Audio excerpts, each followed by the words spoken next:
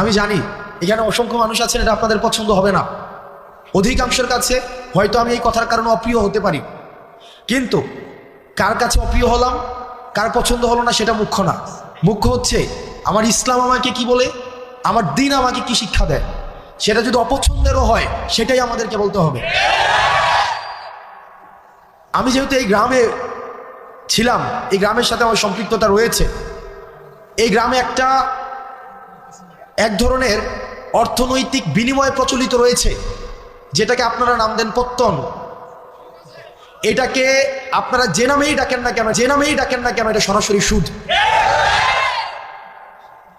আমার পরিবার সহ আশেপাশে অনেকে আছে এই ধরনের বিষয়ের সাথে সম্পৃক্ত ছিল, কিন্তু আমরা যখন বুঝেছি, আমরা যখন পড়াশোনা করে জেনেছি, আমরা যখন আলেমদের থেকে পরামর্শ নিয়েছি, বিশ্বাস করেন যেই দিন থেকে আমরা এই পথ থেকে ফিরে এসেছি, বরং সচ্ছলতা আরো বেশি প্রশস্ত হয়েছে।